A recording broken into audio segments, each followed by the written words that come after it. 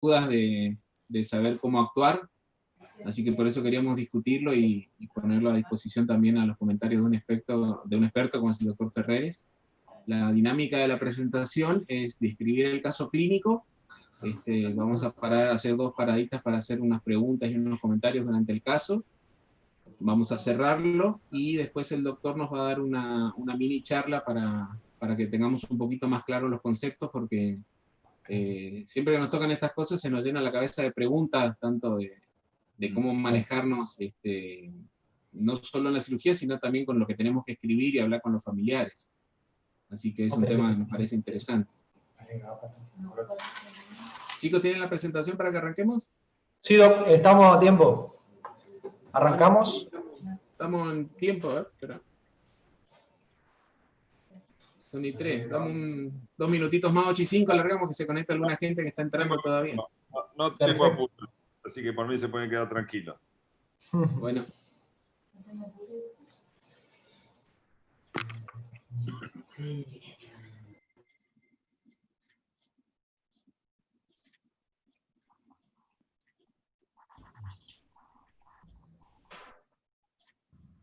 Hola, buenas noches, ¿cómo andan? Buenas noches. ¿Cómo le va?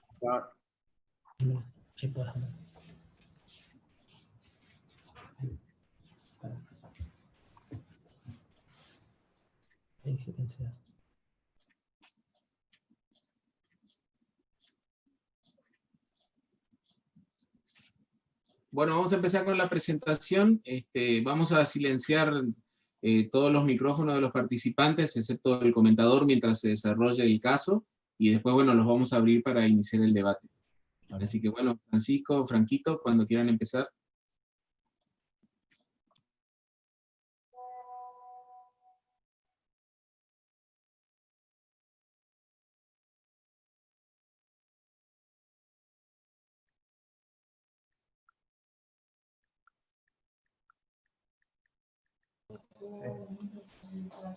Bueno, buenas noches a todos. Hoy el caso que vamos a presentar se trata de oblito, manejo quirúrgico ilegal. El comentador es el doctor Alberto Ferreres, profesor titular de cirugía en la UBA, es presidente de la Academia de Cirugía, jefe de servicio de cirugía general del hospital Dr. Carlos Bocalandro de San Martín, Buenos Aires.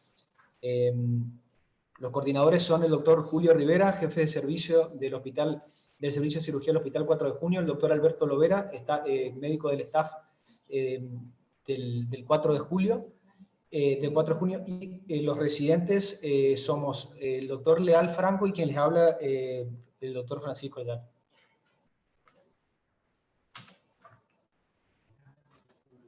Bueno, en este caso nosotros recibimos a un paciente por la guardia, un paciente masculino de 27 años que ingresa refiriendo dolor en hipocondrio y flanco izquierdo de aproximadamente una semana de evolución exacerbado en las últimas 12 horas, acompañado de fiebre y disnea moderada de esfuerzo. Como antecedente quirúrgico, el paciente nos refiere una laparotomía exploradora más esplenectomía por un traumatismo cerrado que refiere ser un accidente de la vía pública, un accidente de moto. El paciente no trae historia clínica, todo esto es lo que nos refiere este paciente que viene con un familiar que era el hermano. Esta cirugía se realizó, esto fue el año 2019 cuando ingresa el paciente, en marzo, y el paciente se operó en el año 2012 en otro centro hospitalario del interior de nuestra provincia, el Chaco. Al ingreso se realizan laboratorio al paciente, donde se informa 17.000 blancos, neutrófilos 87%, hemoglobina de 13,6, hematocrito 41, plaqueta 269, y los otros datos dentro de parámetros normales. Se solicitó al ingresarlo al paciente, se solicitaron luego de pedir las imágenes, porque al inicio se realiza laboratorio, ecografía y tomografía, se solicitan también marcadores tumorales, los cuales todos dan dentro de parámetros normales. Esta es la ecografía que se le realiza al paciente, la cual bueno, nos habla de un hígado sin particularidades, un páncreas que no se visualizaba por gases, y lo llamativo fue que se veía una colección líquida de gran tamaño en hipocondrio y flanco izquierdo de aproximadamente 18 por 13 centímetros de bordes irregulares. Esta es la tomografía que se realiza al paciente.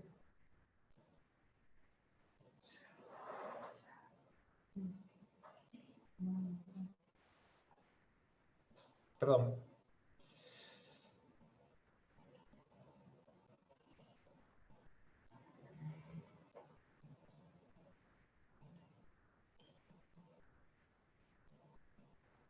Perdón que tuvimos un problema con la... No hay problema. Esta es la tomografía que se realiza al paciente.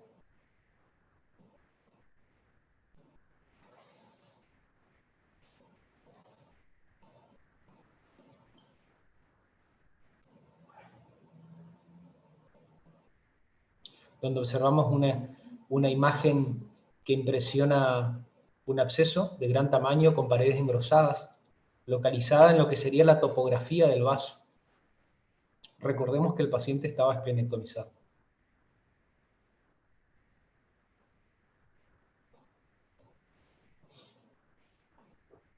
Bien.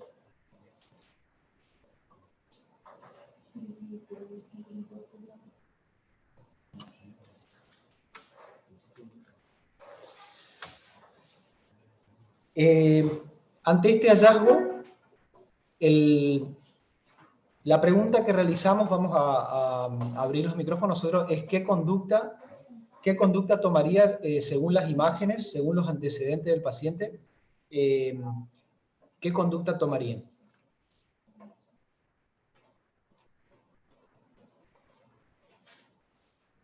Perdón, quería hacer una pregunta. ¿La tomografía tenía contraste endovenoso? ¿Tiene cortes con contraste endovenoso también? Sí, doctor. Y la imagen, la colección, captaba contraste y estaba tabicada. ¿Tenía un refuerzo periférico como si fuera compatible con absceso? Tenía un refuerzo periférico. Hay un detalle, hay un informe verbal de la tomografía que nos da la imagenóloga, que se lo voy a... que habla de una imagen de pared gruesa que capta contraste hipodensa con tabiques que refuerzan el contraste. Y sugiere, se sugiere un absceso de gran tamaño, que es lo que ante lo que estábamos viendo. No, ya se pregunta porque de pronto, bueno, ante una imagen de esas características, si hay una ventana, hay algún sitio de acceso, uno piensa en la posibilidad, con diagnóstico de un absceso, de una eventual punción o algún drenaje percutáneo, si tiene un sitio como para ingresar. Primero punción, obviamente, para ver qué tipo de material tiene, y eventualmente colocar un drenaje percutáneo sería lo que uno pensaría en ese contexto, en ese cuadro clínico completo y con esa imagen confirmada con el contraste endovenoso.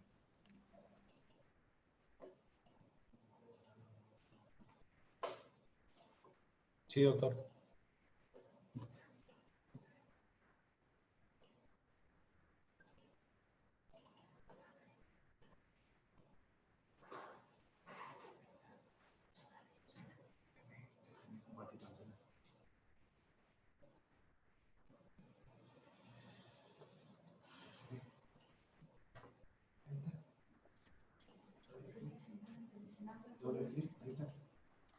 ¿Se escucha? Hasta que hagan otra pregunta, le hago un comentario al doctor Barilaro. Era una posibilidad que se había barajado, que lo había comentado el cirujano de guardia que recibió al paciente, pero bueno, nuestro hospital es un hospital regional de complejidad 6, que está ubicada en el interior de una provincia pobre, así que muchas veces tener estos insumos no los tenemos a disponibilidad en el servicio. Entonces, el tema de tener un banco de stents o de prótesis o de suturas mecánicas o de catéteres percutáneos no siempre lo tenemos disponible. Y los trámites demoran mucho porque los tienen que aprobar la compra ministerio desde Resistencia, así que es un papelerío largo. Le comento esto no para decir que no se consideró la opción del drenaje percutáneo, sino para porque a algunos por ahí le pasa que también tiene esos problemas en sus hospitales, de no tener disponibles todas las cosas que ofrece la cirugía hoy, digamos. Sí, alguna vez nos ha pasado también de pronto de no tener el material y en alguna oportunidad hemos utilizado sin problemas, con buen resultado, por supuesto que en colecciones grandes y que estaban bien adheridas a la pared, un trocar laparoscópico de 5 milímetros, bajo tomografía o bajo ecografía, por supuesto, los casos más accesibles, ¿no? Pero bueno, en ese caso el trocar nos sirvió como para poder salvar la situación. Yo un poco, bueno, como el tema del que se va a hablar es oblito, y ya un poco uno se va introduciendo en el tema, les cuento que tuve una vez un caso bastante parecido. Le hice un drenaje percutáneo, vino pus, siguió viniendo pus varios días, y bueno, pensábamos que podía ser algo neoplásico, que podía tener tabiques, que por algún motivo no se resolvía, lo terminamos operando al paciente y resulta que estaba el drenaje percutáneo introducido dentro del oblito, era una gran gasa que se ve hecho una corteza, ¿no? Un poco me hace acordar la imagen, por supuesto que esto lo cuento porque ya sabemos que el tema de la reunión, ¿no? Pero de pronto, bueno, me hizo acordar a esa circunstancia. A veces uno se ve tentado a hacer el drenaje percutáneo en la colección y bueno, en algún caso puede tratarse de eso como me ocurrió a mí aquella vez.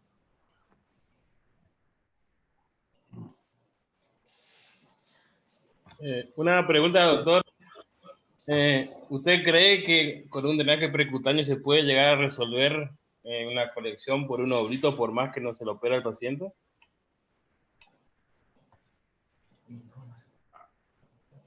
¿A mí me preguntan o al doctor? Al doctor Barilio. Claro. Perdón, sí. No, nosotros obviamente no pensábamos que era un oblito. No parecía tener la característica, esa imagen trabeculada, ¿no? Como si fuese una esponja que uno a veces ve y dice, no, esto parece ser justamente una gasa. Esa era una imagen distinta, era un paciente que había tenido el antecedente de una gastrectomía muchos años antes y le había hecho realmente toda una corteza, se había hecho una corteza, una coraza en torno a esa gasa y realmente se había infectado, en determinado momento se infectó, por eso el paciente empezó con síntomas y no se resolvió. Obviamente que nosotros hicimos el drenaje pensando que era un absceso de origen desconocido, no que era una gasa. Obviamente que si hay una gasa, no queda otra conducta que la extracción quirúrgica. Fue una sorpresa realmente. Fue el único caso que nos pasó así de drenar percutáneamente, por así decirlo, un objeto extraño. Bien. ¿Alguien de los participantes hubiera considerado hacerle una laparoscopía a este paciente?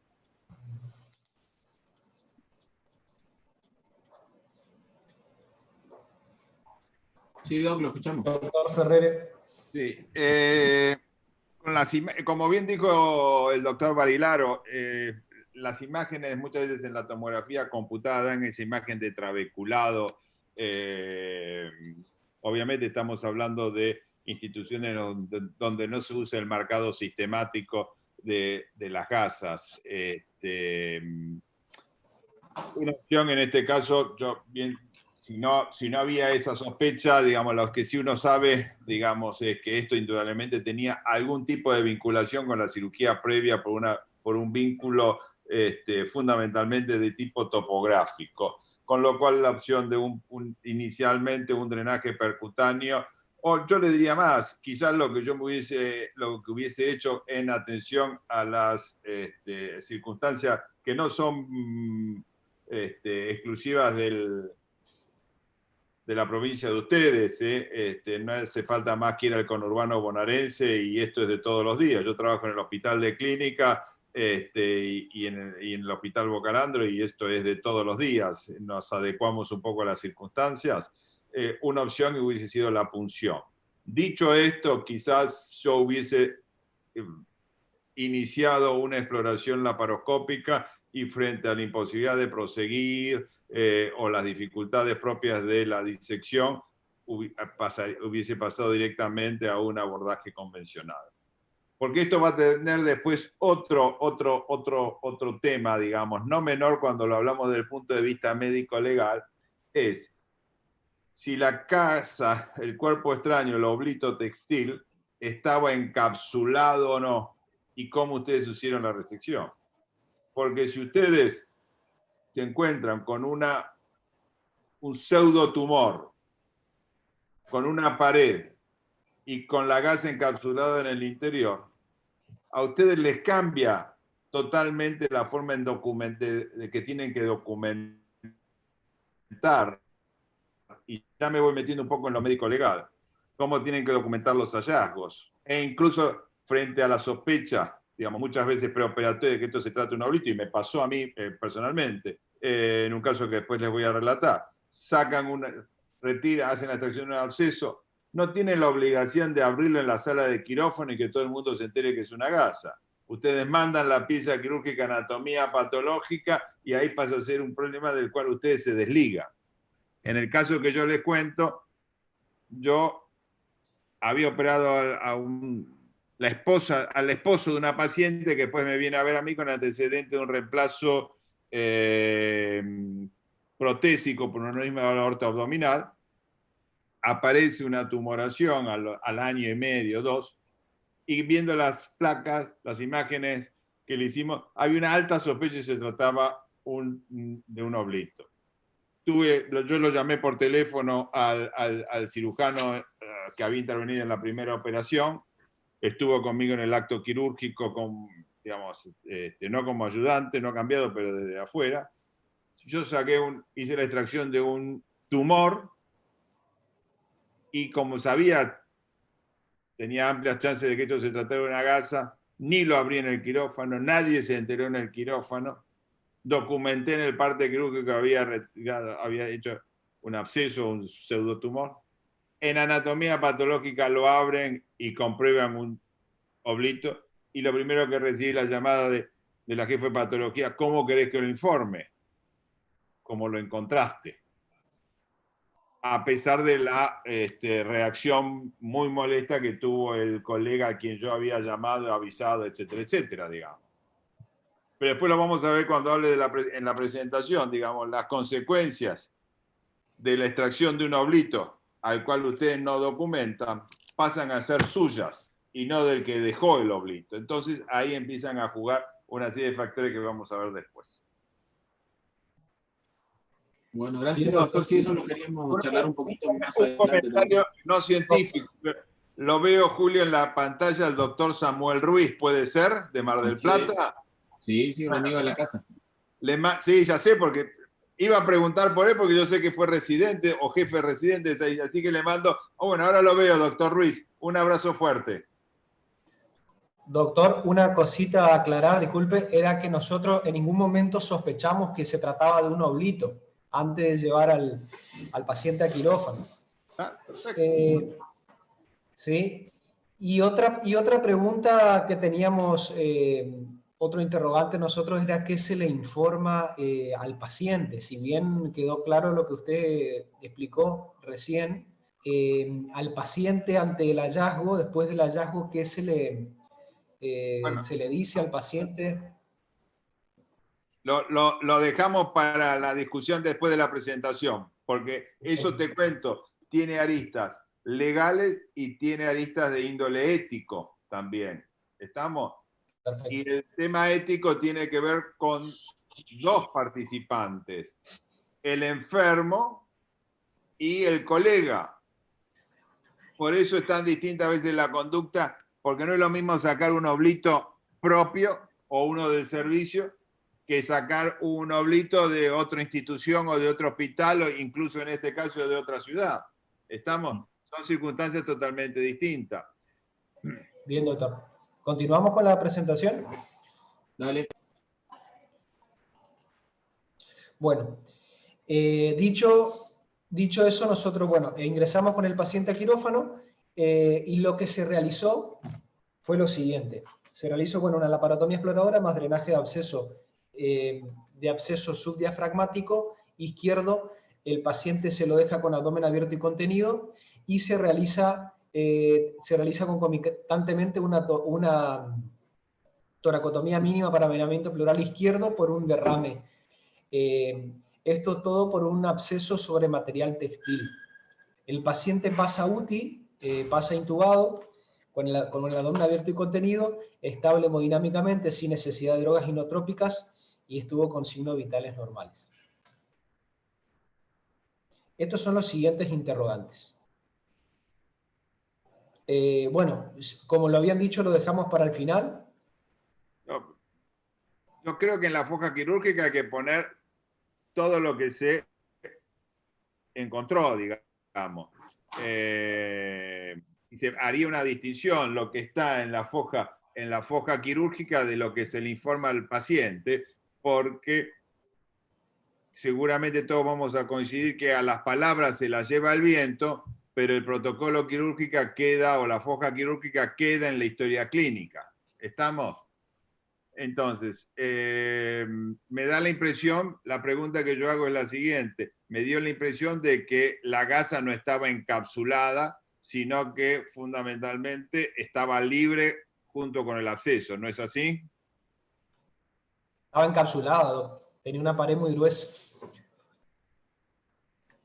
Pregunto yo, digamos, ustedes hicieron la resección, pudieron sacaron una, digamos, una especie, digamos, gráficamente, una pelota donde en cuyo interior estaba el oblito?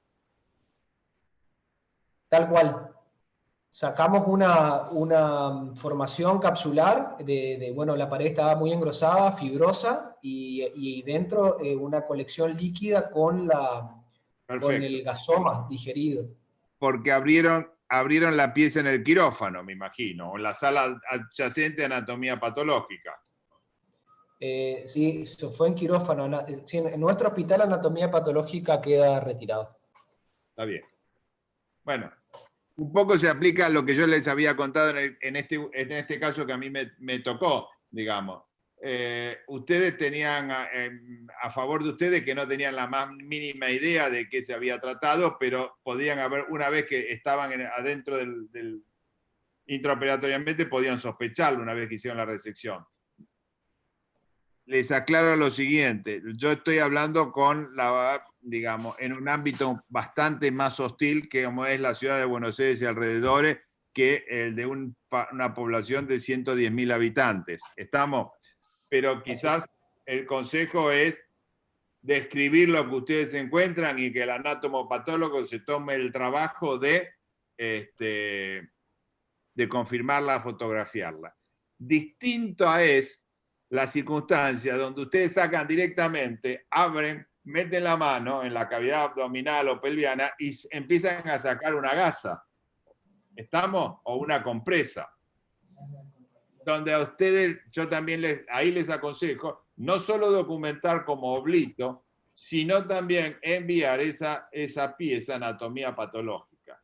Pero por supuesto la recomendación dependerá. Si ustedes es un enfermo del servicio, y yo le tengo que ser honesto, digamos, no vayan a crucificar a ninguno. ¿Estamos? Por otra parte, hay otra cosa, y yo les puedo dar la experiencia de una gasa que yo dejé personalmente, en un enfermo muy importante que operó de urgencia por un cáncer de colon, le hice una resección de una hemicolectomía izquierda sin anastomosis, en el cual el tumor estaba infiltrando, le hice una gastrectomía parcial en cuña, le hice una pancreatectomía distal con esplenectomía. El enfermo anduvo bien. El último día, el día antes el lunes a la semana, creo, a los 5 días, un lunes me acuerdo, lo voy a ver temprano en el sanatorio antes del hospital, le doy el alta, le firmo el alta, etcétera, etcétera. Me llaman del sanatorio al rato que había hecho un cuadro de hipertermia importante, consolación, le pedí una tomografía computada y ahí tenía un oblito. Bueno, voy, lo opero, le saco el oblito, lo documento en la historia clínica, hablo con el enfermo, y con la tan mala suerte que a los 2 o 3 días, por el drenaje que le habíamos dejado, viene el líquido intestinal. Hizo una fístula en el intestino delgado, que hubo que mantenerlo con 10 días de alimentación parenteral, etcétera, etcétera, y después anduvo bien. ¿Qué les quiero decir con esto y significar con esto? Las complicaciones del procedimiento son de ustedes. ¿Estamos? Entonces siempre hay que tener un balance entre lo que se documenta y el riesgo médico legal que ustedes pueden correr. Bien. Sí, algo de esto había pasado en este caso. Lo operó el anterior jefe de nuestro servicio, que es un cirujano con mucha trayectoria en nuestra ciudad. Y bueno, él no documentó eso. O sea, uno lee la foja quirúrgica, que lo estamos repasando ahora para el caso, y la verdad que no se entiende qué es lo que hizo, básicamente.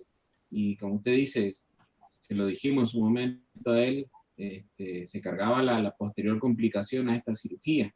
Tuvo una cosita pequeña, como vamos a ver ahora cuando sigue la tenía. Así que seguimos adelante, Francisco. Sí, doctor.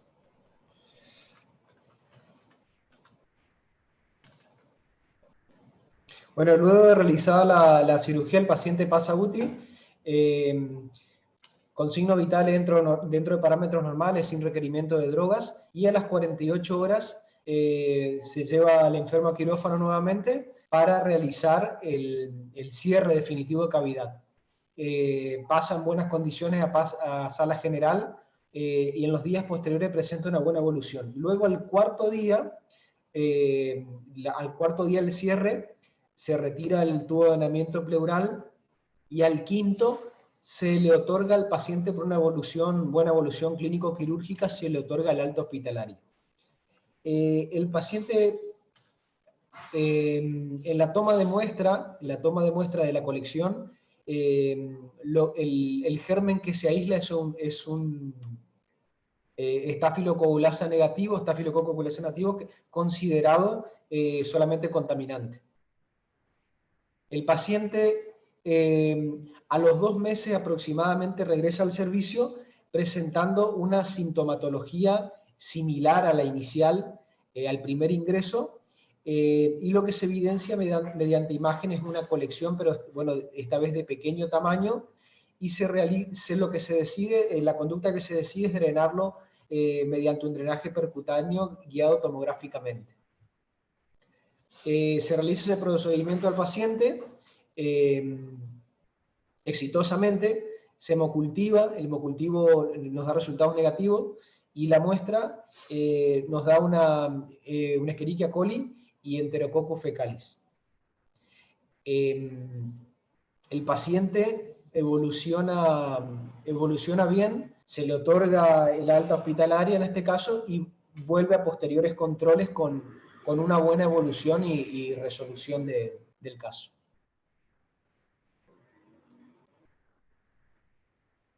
Ahora sí podemos volver sobre las preguntas que habíamos formulado al comienzo, doctor. Dale.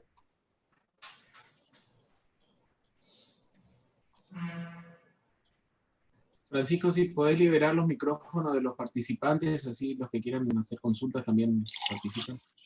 Valga la redundancia.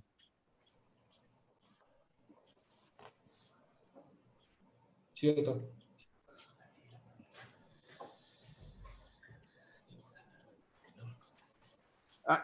Yo aprovecho y les voy contando también un poquito. Había otra pregunta que habían formulado, que era ¿qué se le informaba al paciente y a los familiares?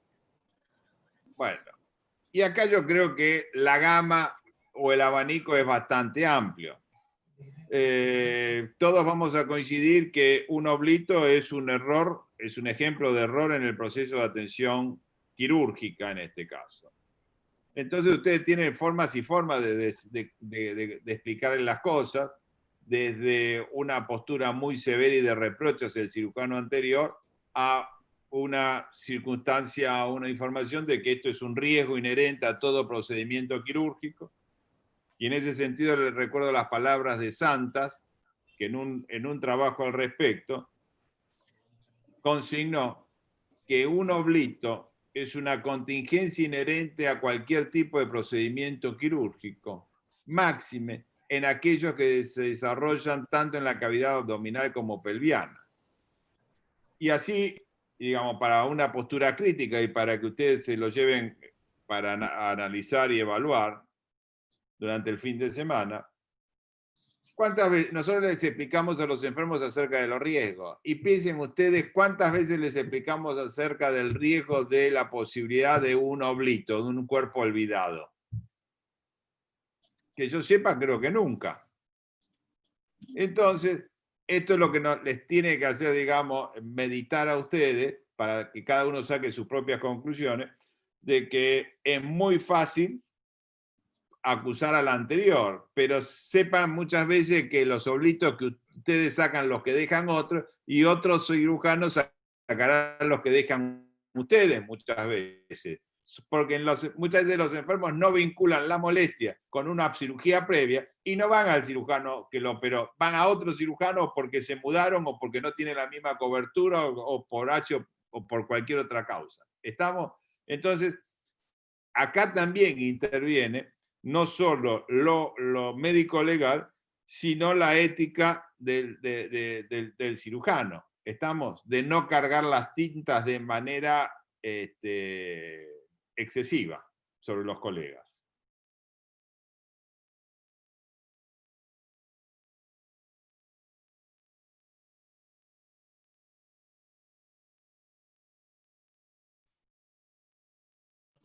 Bueno, ahí hay una pregunta relacionada a esto también, es, al margen de lo que escribimos, es qué se le informa a los familiares.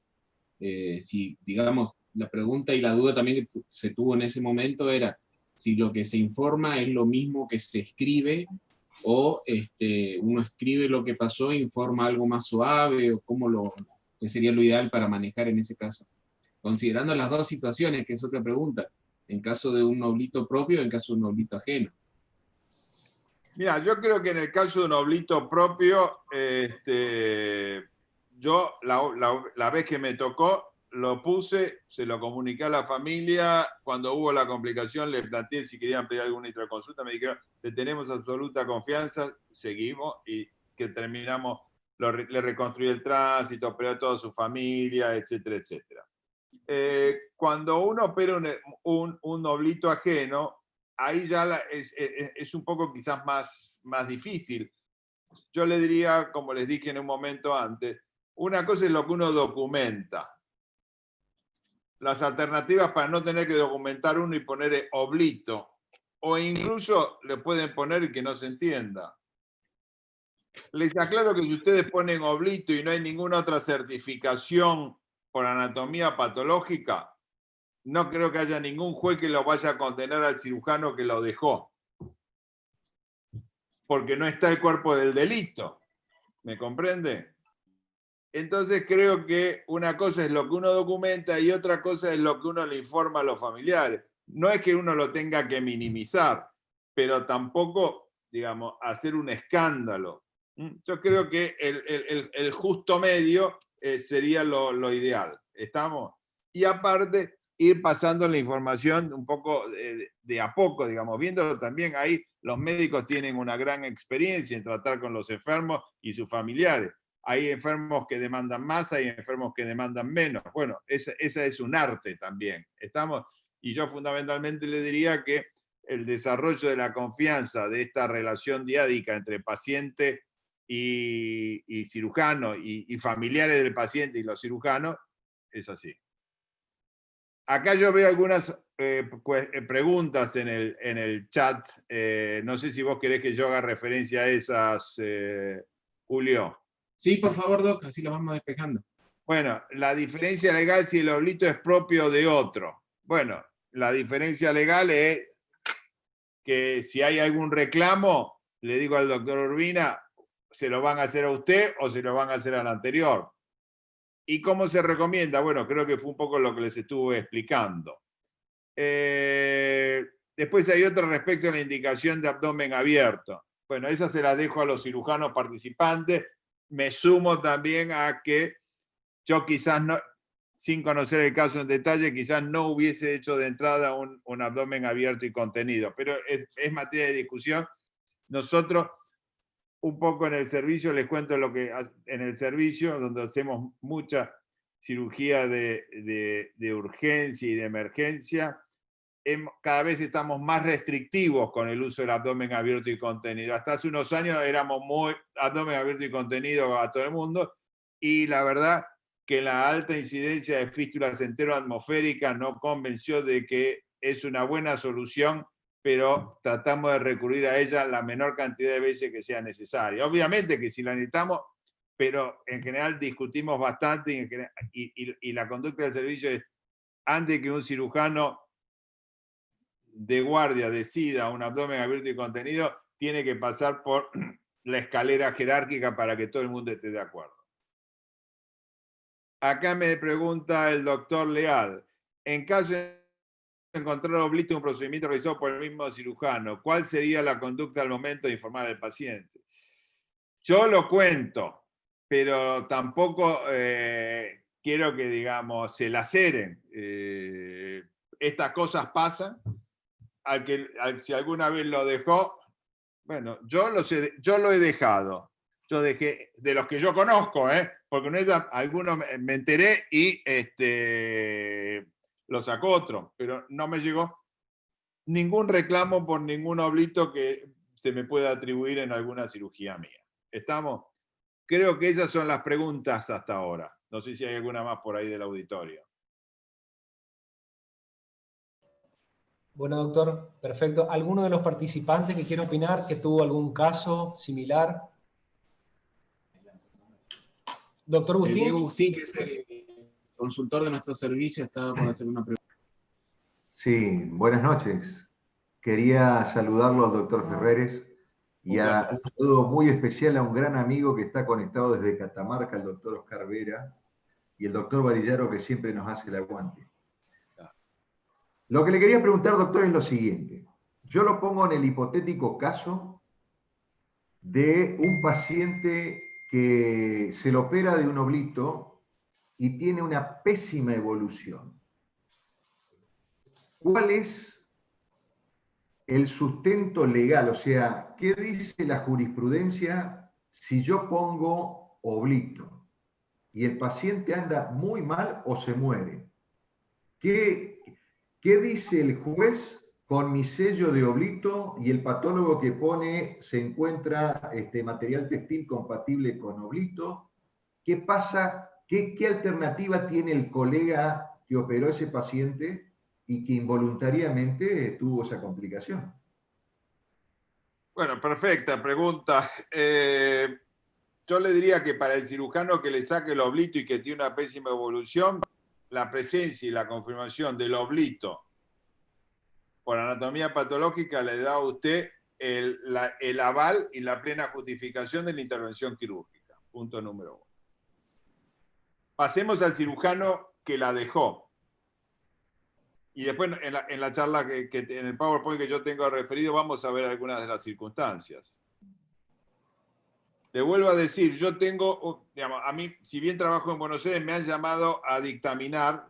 Yo soy médico forense de la Justicia Nacional hace más de 25 años y he recorrido el país dictaminando en esto. Puede que esté en problema o puede que no esté en problema. Hay que ver cuáles fueron las circunstancias en las que se dejó el oblito.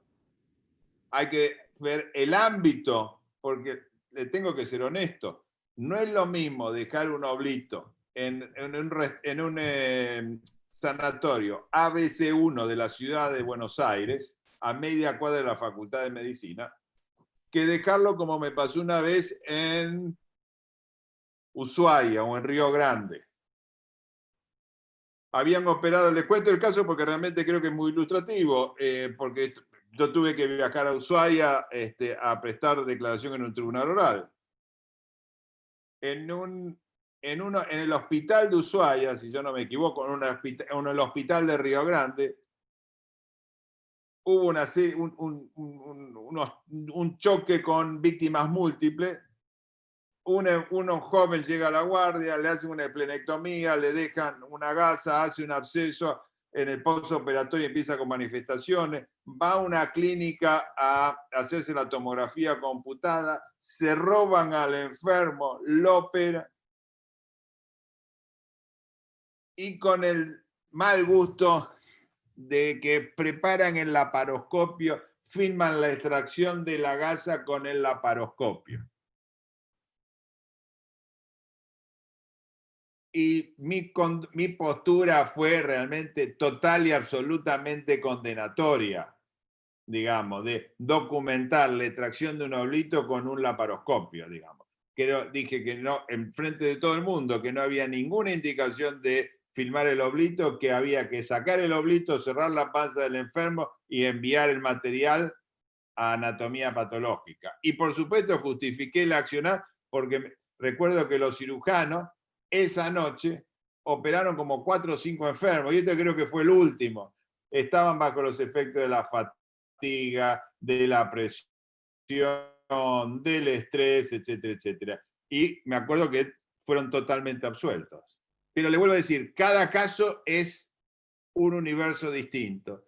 Porque esto tiene que ver con algo que yo siempre digo, que cada caso es único, por más que tenga ribetes parecidos, que tiene que ver con las circunstancias de tiempo, de forma, de lugar y de participante, y que cada caso va a ser dictaminado o resuelto de manera distinta por el juez. ¿Estamos?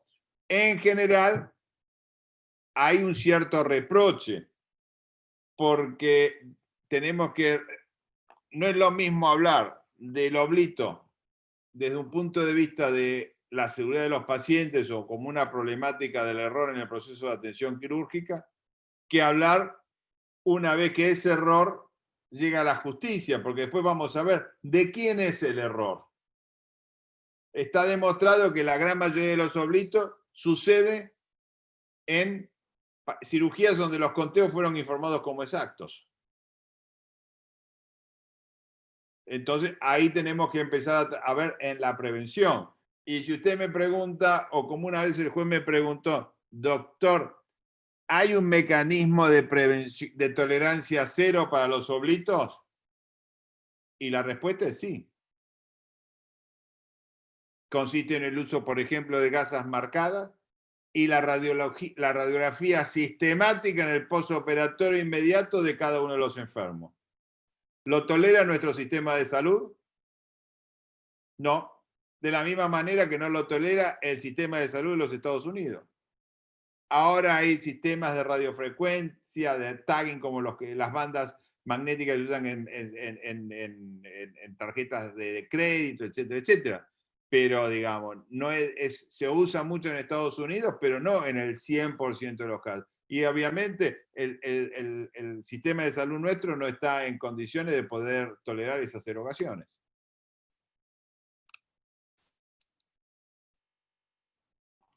Sí, la pregunta iba porque nosotros tenemos la conducta de no documentar el oblito, hacer lo que usted mismo planteó, es decir, en el momento de la extracción uno pide 100 compresas, aduciendo que tiene que aspirar el líquido que haya en la cavidad, lo que fuere, y envuelto en alguna de esas compresas que uno pone, saca el oblicuo, el oblito e incluso lo descarta.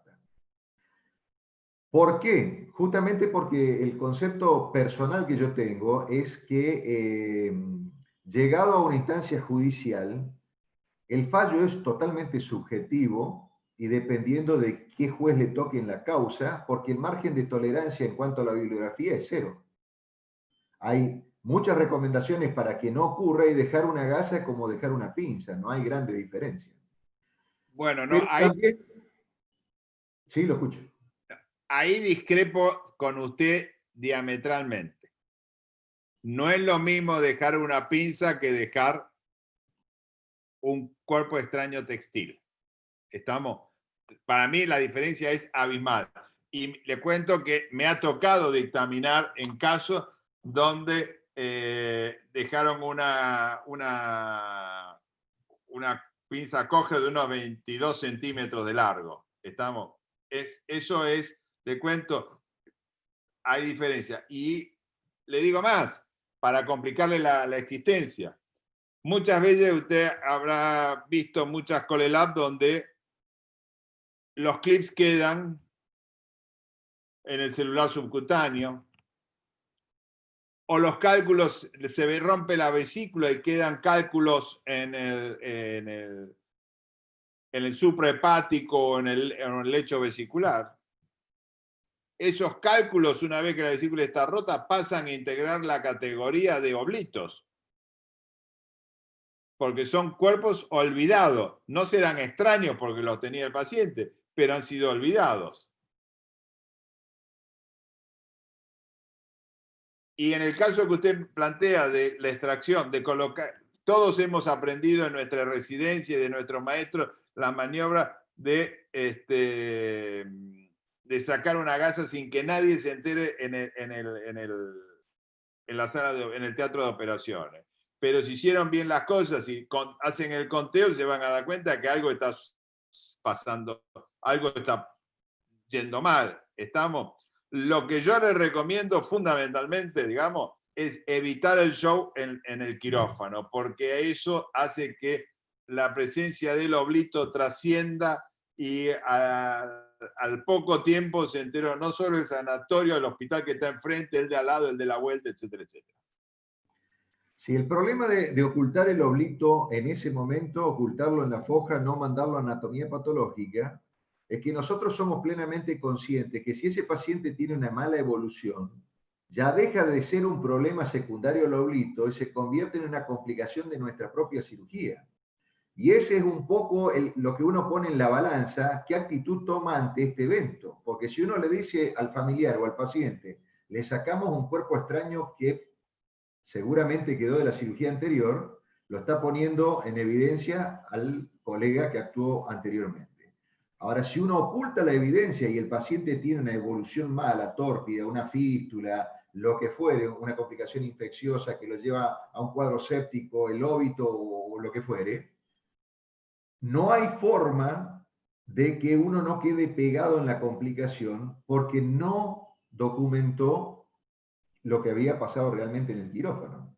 Entonces, esa es la situación en la que vivimos generalmente los cirujanos. O sea, a mí la verdad que no me gusta poner en evidencia a un colega, quizá porque somos de una provincia más chica, somos pocos, nos conocemos todos, entonces ponerlo en la vidriera no es que nos agrade, pero somos conscientes que de surgir una complicación importante, quedamos pegados nosotros. Yo creo que tiene que ver fundamentalmente en la forma en que uno explica y cómo se comunica. Si usted no va con los tapones de punta hacia el colega y usted le dice, a mí me ha pasado, creo que hay que usar las palabras, creo que todos somos conscientes del contexto, etcétera, etcétera, digamos. Y una cosa es lo que uno documenta y otra cosa es lo que uno habla con la familia y sobre todo lo que pasa en la sala de cirugía.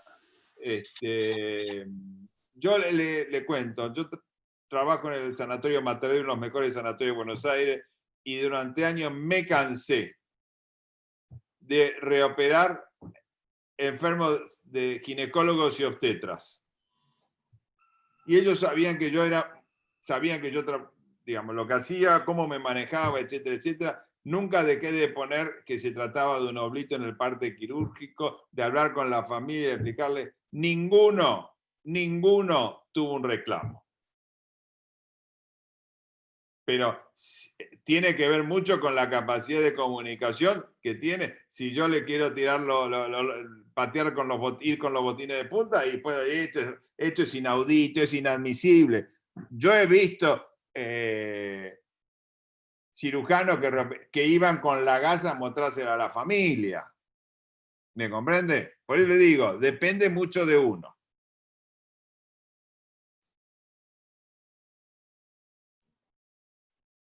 Hola Julio. Hola Samuel Ruiz. Alberto, muchas gracias por el saludo. Un gusto verte. Espero que esté todo bien. Yo fui el primer jefe de quirófano del Hospital 4 de Julio cuando se armó la residencia y Diego fue el que formó la residencia. Yo comparto todo lo que se ha dicho. Esta es una discusión que hemos tenido con Diego muchas veces. Cuando uno decide operar a un paciente que ha tenido un oblito o un hallazgo intraoperatorio, lo que tiene que tener claro como cirujano es que está atendiendo a una persona que tenía un tumor, una enfermedad pseudotumoral inflamatoria, y como todo tumor tiene 1000 complicaciones, que uno tiene ante la actitud de que sea un tumor maligno, la situación de cierta tranquilidad que está tratando una persona con una enfermedad que trata de mejorarla. Los oblitos son tumores.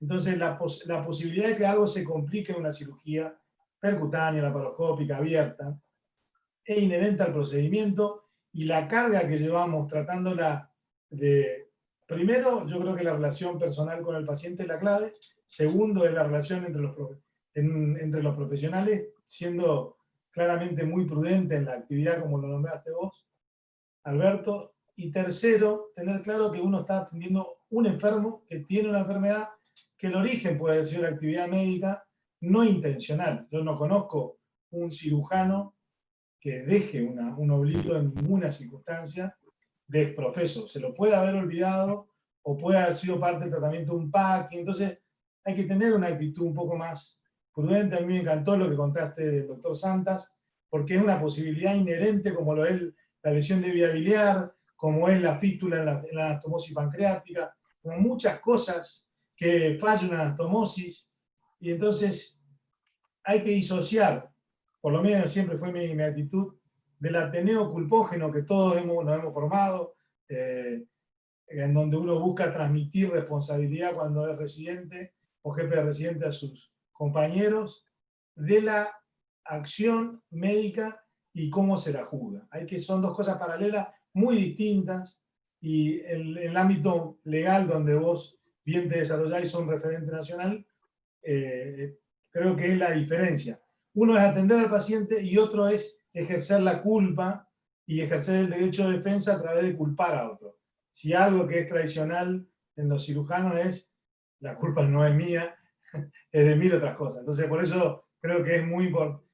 Hay que tener un equilibrio y tener claro que uno está atendiendo a un enfermo y no al cirujano que lo puso o a uno mismo, y le puede ir mal. Entonces, la mala evolución es parte de cualquier enfermedad. Era un comentario, Alberto, para tu charla porque me encanta. Coincido plenamente con vos, Samuel. Y mucho tiene que ver cómo uno le informa al juez. Yo nunca me voy a olvidar una vez cuando empezó la cirugía laparoscópica, hubo montones de reclamos, y en general los que menos llegaron a juicio fueron las lesiones quirúrgicas biliares, a diferencia de lo que pasa en Estados Unidos. Y nosotros teníamos un enfermo que había tenido una lesión del vaso, si yo no me equivoco, porque fue hace más de 20 años. Y la causa iba y volvía, que la aguja de Berre, que el trocar, que si esto, que si lo otro. Hasta que un día me cansé y le dije al juez, ahora somos muy grandes amigos, le digo, doctor, ¿usted tiene algo que hacer el lunes a la mañana? ¿Por qué no viene a ver una cirugía? Me encantaría que usted venga a ver una cirugía, o dos cirugías. Yo tenía que ayudar a 2 vesículas en el clínicas, él estaba ahí en Paraguay y Paraná, así que vino, tomó un café en el medio, vio la segunda cirugía, y el comentario que me hizo fue, doctor, yo no entiendo cómo no rompen más vísceras cada vez que ponen esos trócares ahí adentro de la panza. Entonces, esa es la tarea mía. Yo soy un juez de pares y a veces soy muy lapidario, pero muchas veces he sacado las papas del fuego y he defendido las conductas. No es lo mismo dejar un oblito, que el enfermo en el postoperatorio haga fiebre, suboclusión, que no le pidan una imagen, a que un enfermo haga o evidencie un oblito 8 años después, porque aparte voy metiendo algunas cosas para que ustedes sepan. Al cirujano que lo operó no le puede pasar absolutamente nada. Ustedes me preguntan cómo, por qué, pero si le... Bueno, porque ahora cambió la prescripción. ¿Estamos? La prescripción antes que era decenal, ahora es de 3 años en el ámbito civil. ¿Estamos? Acá podrá haber alguna duda de cuándo empieza a correr este plazo, etcétera, etcétera. Pero bueno, ya pasaron 8 años. Entonces, son cosas que, y desde el punto de vista penal, son 2 en general. No vamos a entrar en todos los detalles. Eso. Así que, cuando vos me digas, yo tengo la charla acá preparada. Cuando me habiliten. Sí, doctor. Antes había levantado la mano el doctor Urbina. Buenas noches, quería aprovechar y saludarlo y felicitarle por toda esta charla. Muchas y también gracias a los realizadores que hace mucho tiempo que están con esta iniciativa. Mi pregunta era, básicamente por lo que estaba comentando usted sobre el tema del cuerpo del delito. Y bueno, si no existe el cuerpo del delito, o sea, dentro de lo que siempre se ha por lo menos no han transmitido. ¿Hasta dónde llega? Porque después todas las complicaciones de la evolución de un paciente puede ser de cualquier absceso, y entonces es una complicación de cualquier tipo de colecciones donde no siempre está involucrado un oblito. Entonces, es cierto que uno asume, como usted dijo, la responsabilidad al descartar ese cuerpo del delito, pero hay jurisprudencia donde no hay cuerpo del delito y entonces uno asumió esa responsabilidad de más, digamos. No sé si se entiende la pregunta. Creo haberla entendido, y si no, me repregunta. El tema es, fundamentalmente, estamos vamos a analizar el caso del cirujano que saca la gasa, que no es el que la dejó. Ese cirujano tiene tiene su grado de responsabilidad profesional hacia ese enfermo por la actividad desempeñada.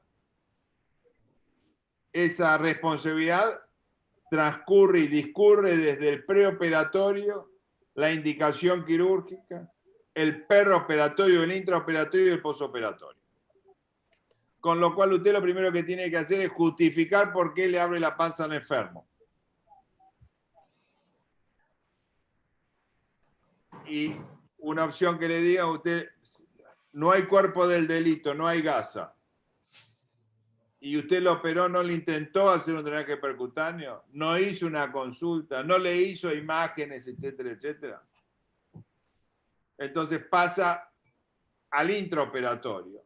Tomó todos los recaudos, porque uno lo que trata de analizar, digamos, algo que es lo que se llama, él analiza frente a un reclamo en la justicia, cuál fue el estándar de cuidado brindado en ese caso en particular.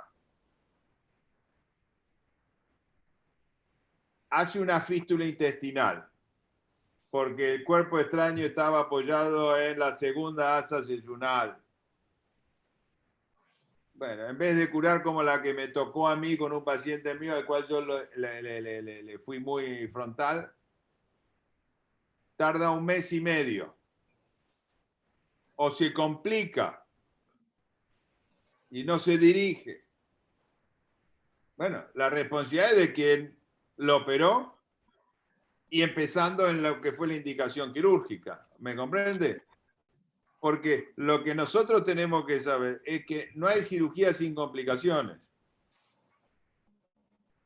¿Estamos? Yo siempre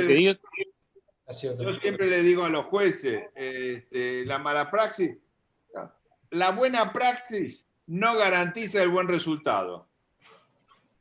Usted hace todo bien. Hizo todo perfecto. Hizo la anastomosis, hizo una anastomosis colorectal, los bordes, afrontó los bordes, la puso derechita, no está rotada. ¿Se le puede abrir? ¿O no? Entonces, cuando a un juez uno le dice, usted hace todo bien, y sin embargo, entonces ahí empiezan los problemas, ¿me comprende? Sí, doctor Urbina. No, que yo decía que cualquier evolución, por supuesto, habiendo un oblito puede ser distinta, pero cualquier absceso de la evolución puede ser una fístula, por algo se produjo la colección, y entiendo eso en las posibilidades del drenaje percutáneo, la imagen.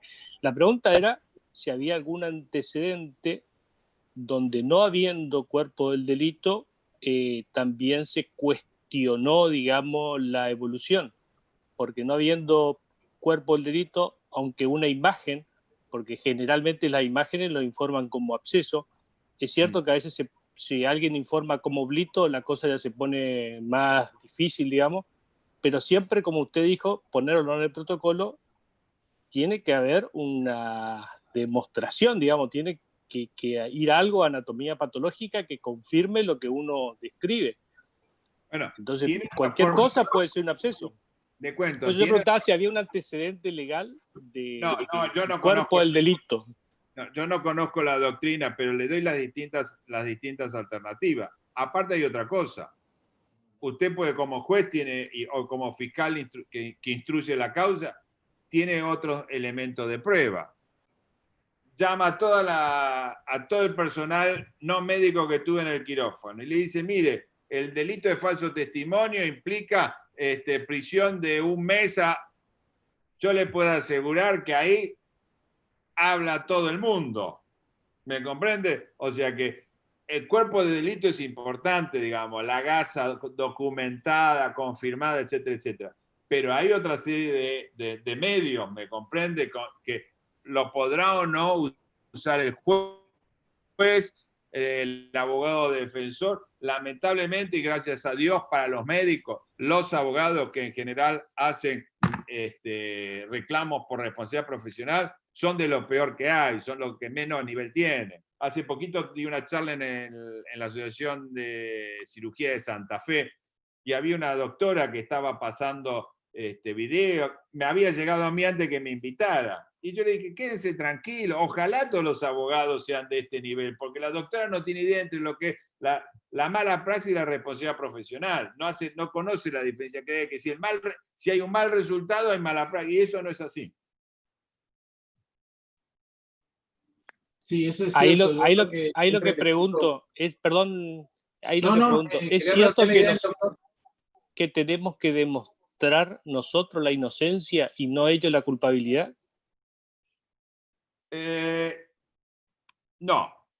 No es así, pero digamos, eso es lo que en un momento se plantea como la inversión de la carga de la prueba. Pero yo si yo estuviera, yo soy abogado, pero no ejerzo como abogado. Si usted fuera mi cliente y yo no le diría, doctor Urbina, mire, quédese tranquilo, que nos demuestren que usted actuó mal. Yo lo que hago es, trato de demostrar que usted actuó bien. No me lo tomo como una inversión de la carga de la prueba. Pongo bibliografía, guías de diagnóstico y tratamiento, que usted lo vio al enfermo, que lo vio mañana, tarde y noche, 3 veces por día, que la indicación estaba avalada por esto, por esto, por esto, por esto. No me quedo esperando a ver, bueno, demuestren que yo soy culpable. No, trato de demostrar, trato de llevar agua para mi molino, ¿me comprende? Es una discusión, digamos, más empírica que real, le diría. Yo lo que quería decir era que el concepto que yo tenía y que por ahí le transmitimos siempre a los residentes, sobre todo cuando discutimos morbimortalidad, es que nosotros los cirujanos lo que le garantizamos al paciente no es una garantía de resultados, sino una garantía de medios. Es decir, que nosotros vamos a hacer todo lo que esté a nuestro alcance para que las cosas salgan bien, pero no le garantizamos que las cosas van a salir siempre bien. Y eso también se lo explicamos a los pacientes. Está bien, pero digamos, yo creo que digamos, yo no les explico a mi paciente todo eso.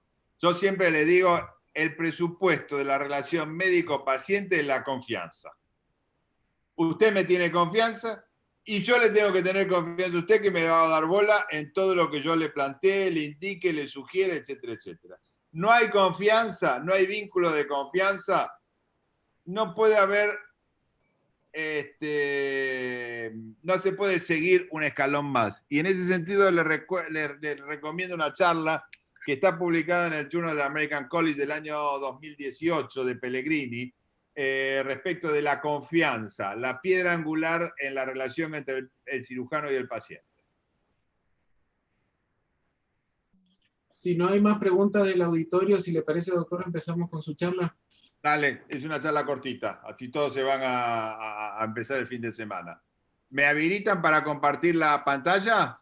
Doctor.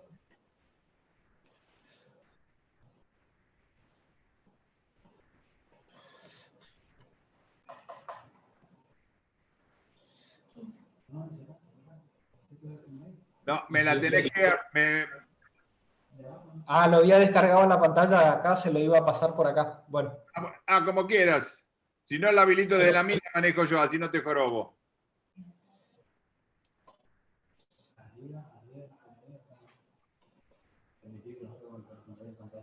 Vení, ven.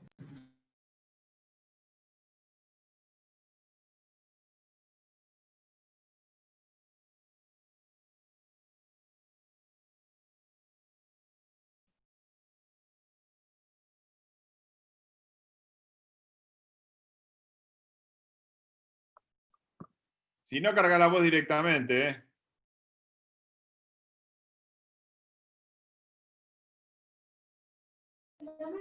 Ahí está, doctor. A ver si lo puede cargar. Sí, ya le estoy cargando.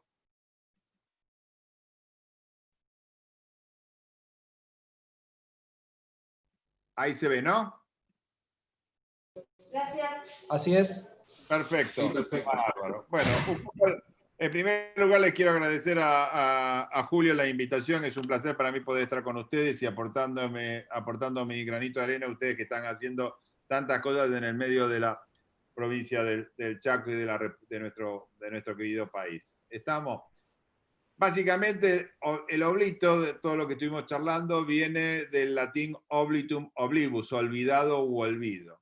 Y se refiere a todo cuerpo extraño que se olvida dentro del cuerpo de un paciente después de una cirugía o un procedimiento invasivo. Obviamente que el concepto de olvidado implica una sensación de reproche hacia el que se lo dejó. El origen del término oblito tiene una comunicación que se hizo en la Sociedad Argentina de Cirujanos, publicado en el boletín de la sociedad esa, que después se juntó con la Asociación Argentina de Cirugía a principios de los años 80, y la comunicación trataba sobre este tema, cuerpo extraño en vejiga. Pero hoy hablar de oblito quirúrgico es una redundancia, ya que en el año 1994 la Real Academia Española incorporó el término oblito al diccionario y su definición es la de cuerpo extraño olvidado en el interior de un paciente durante una intervención quirúrgica. ¿Está? En el resto del mundo, en los países eslavos se habla de corpora aliena o habeas alienum. En los países de Asia y del sur de Asia, China, India, Irán, etcétera, etcétera, se usa el término gossipiboma, que es la unión de gossypium, algodón, y boma, que viene del kiwahili, que significa lugar escondido. Y los americanos, la literatura americana e inglesa, habla de cuerpos extraños retenidos. Y fíjense que en este trabajo de Pellegrini habla también de cuerpos extraños retenidos, o ítems quirúrgicos retenidos, o retenidos no intencionalmente. Con lo cual acá están cubriendo un poco todas las expectativas. No es que el cirujano se lo olvidó, sino que una parte de culpa también tiene el enfermo, en la retención. ¿Me entiende? Y al agregar el no intencional, lo asimilan al error, porque el error nunca es voluntario, siempre es involuntario, porque no hay una intención de dañar. Y entonces ahí, desde el punto de vista legal, hay alguna salvaguarda. ¿Comprenden? Sigamos. ¿Y qué incluyen los oblitos? Bueno, cualquier material que no ha sido dejado con un criterio terapéutico. El origen puede ser involuntario. No es general, no es un accidente y suele ser inadvertido.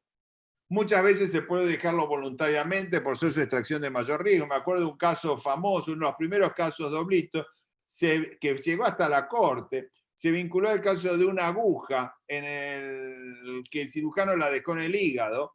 En la época que se hacían las cirugías abiertas, se peritonizaba el lecho hepático, había muchos cirujanos que lo peritonizaban, y la aguja quedó en el hígado y era más problema ir a buscar la aguja que dejarla. Entonces el cirujano lo dejó.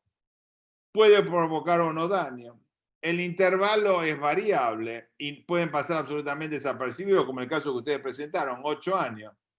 Y no necesariamente tiene que ser olvidado, porque puede ser que haya sido buscado y que no lo encontraron. Fíjense, esta sería la circunstancia en la cual la instrumentadora nos dice, hubo un drenaje incorrecto, un conteo, perdón, incorrecto. El cirujano va, revisa y no lo encuentra. ¿Estamos? Les aclaro que una de las cirugías frecuentes, aparte del abdomen, son las episiotomías. Es uno de los lugares más frecuentes para que los ginecólogos o obstetras dejen gasas. Este es un libro de los hermanos Crossen. Un Crossen era cirujano y el otro era abogado. Y este es un libro publicado por Mosi en el año 40. Ellos tienen casi más de 500 casos, 300 casos de compresa y 121 de otras cosas. El caso más interesante era un par de anteojos que se habían dejado olvidados un cirujano, seguramente en algún apuro o en alguna otra emergencia. Obviamente que las circunstancias hacen que haya una tendencia a no informar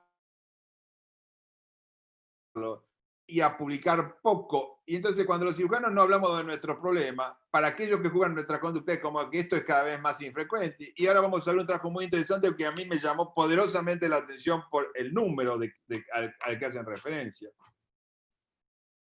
Suelen ser muchas veces bien tolerados y cuando son sintomáticos los pacientes no lo relacionan con el episodio anterior. Por supuesto que si tenemos una población cerrada, podríamos tener un tracking mucho más estricto de todos los enfermos que se operan. Muchos pueden tolerarse bien. Y como no tenemos estudios sistemáticos de autopsia, no sabemos cuál es la verdadera incidencia, que es más alta que la que dicen las publicaciones. Y acá tenemos una serie de publicaciones. Esta es de la literatura médico-legal, fundamentalmente. Esta es de la literatura de la seguridad del paciente, este trabajo con 54. Y esta es la literatura argentina, y este trabajo de Santas es el que yo hacía referencia respecto a las consideraciones. Pero fíjense este trabajo de la Mayo Clinic. En 3 años, casi 200.000 operaciones. Se reportaron 68 eventos adversos, con una incidencia de 0.3%, en las cuales hubo 34 que fueron efectivamente cuerpos extraños retenidos. O sea que la incidencia para este grupo es baja, pero tengan en cuenta que en la Mayo Clinic hacen radiología sistemática. Y este trabajo, yo no sé si conocen a los autores, pero Darío Virolini y Samir Raslan de San Pablo son 2 cirujanos de fuste, hombres ya mayores. Son 2 de los 3 miembros honorarios del Colegio Americano de Cirujanos que son brasileños. Pero ellos llegan a un número de 4.547 casos en la experiencia de los cirujanos del Colegio Brasileño de Cirujanos, que es un número el más alto hasta ahora que yo conozco de la literatura mundial. Importante recordar esto. Muchas veces los oblitos tienen que ver con déficit en la comunicación y se producen en las cirugías donde los conteos de gas y las compresas fueron correctos. Y ustedes vengan a decir, bueno, pero por lo menos hay que dejar, cuando alguien dice, bueno, pero lo contaron. Sí, está bien, pero si se basan en ese trabajo se van a dar cuenta de que los conteos correctos no necesariamente significa que es tolerancia cero para los oblitos. Algunos de los factores de riesgo. La cirugía de urgencia o emergencia, como en el caso que ustedes relataron recién también, o en el caso que les conté de Tierra del Fuego. El tipo de procedimiento, mucho más en los abdominales y pelvianos. El cambio o modificación en la táctica o técnica. Los enfermos obesos tienen mucho más frecuencia. El conteo, ya nos hicimos referencia. Hay otras opciones, el uso de gasas marcadas y la radiología sistemática. Porque si vamos a hacer radiología sistemática con gasas marcadas, nada más que cuando los conteos dan incorrectos, nos vamos a comer alguna. Y la rotación del personal que da lugar a una de las causas más frecuentes, que es el error humano. Y ustedes acá ven esta radiografía y pueden decir, che, qué cagada que se mandó el cirujano, le dejó una tijera. Y yo le diría que están haciendo juicio apresuradamente. En la medida que ustedes no tengan un perfil, no pueden decir que esa tijera, ese cuerpo extraño metálico está en el tórax. ¿Estamos? Y por supuesto que un oblito tiene implicancias quirúrgicas, como hemos visto, en cuanto al manejo, al abordaje. Tiene temas vinculados o implicancias vinculadas al error en el proceso de atención quirúrgica, como yo bien lo señalé en mi relato oficial. Tiene implicancias médico-legales referentes a cuál es la responsabilidad y que por supuesto que van a derivar en implicancias de neto corte jurídico. Y obviamente éticas y que tienen que ver con la verdad y la transparencia en la comunicación, en este caso hacia el enfermo, pero también implicancias éticas que tienen que ver con al cirujano o a la cirujana que lo operó en la cirugía que motivó la reoperación. Entonces, es un poco lo que hemos visto y he tratado de condensar en estos 5 implicancias todo lo que estuvimos discutiendo a lo largo de esta presentación de caso. Y con eso no los quiero molestar más. Espérame,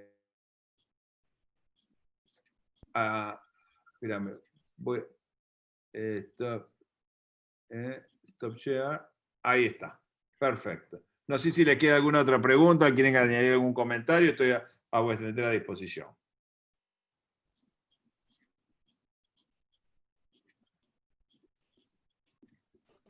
¿Alguien desea realizar alguna otra pregunta de los participantes?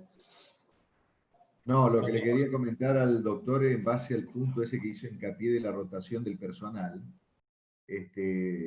nosotros lo hemos visto, que muchas veces sobreviene el inconveniente de que falta una gasa o falta una compresa, cuando justamente se cumplió el horario de la instrumentadora y se cambia la instrumentadora justamente porque entra la del turno siguiente.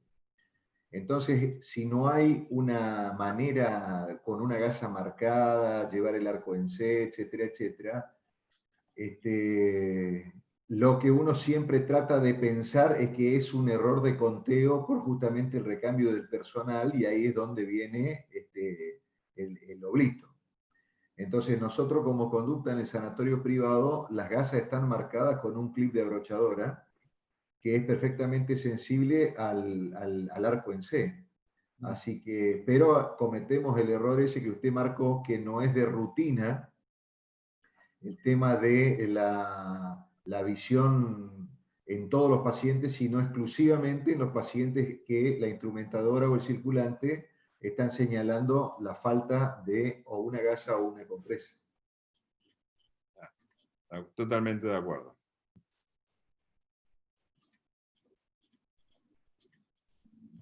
Bien, doctor. ¿Algún otro quería hacer algún comentario, alguna pregunta?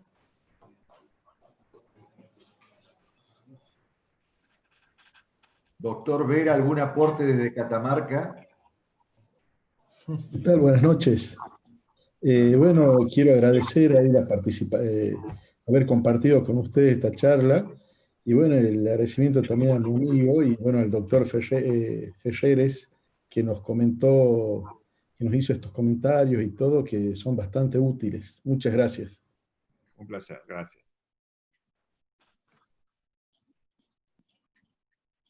Bueno, la verdad que siempre muy claros los conceptos, Alberto. Un gusto escucharte siempre. Agradecerte personalmente porque me respondiste los 5 minutos de la invitación, te ofreciste cordialmente a participar con nosotros, a acompañarnos. Así que desde ya muy agradecido, agradecerle a todos los participantes. Y bueno, y esperando que salgamos de todo esto que estamos pasando y como siempre decimos, poder juntarnos y volvernos a ver en persona y a compartir buenos momentos. Ya te invitaremos a venir a conocer. Va a ser un placer, te agradezco la invitación. Un placer al doctor Samuel Ruiz, a todos ustedes que se quedaron hasta las 9:20. Así que bueno, buen fin de semana a todos y va a ser un placer poder visitarlos. Hasta luego. Veremos. Buenas noches. Gracias, Alberto. Saludos. Hasta luego, Samuel. Saludos para toda la gente de Mar del Plata. Abrazo fuerte. Mar del Plata hoy mayoría, Varillaro, Samuel, Pablo. Nunca te fallamos, Diego, nunca te fallamos. Abrazo fuerte y buen fin de semana. Chao, chao.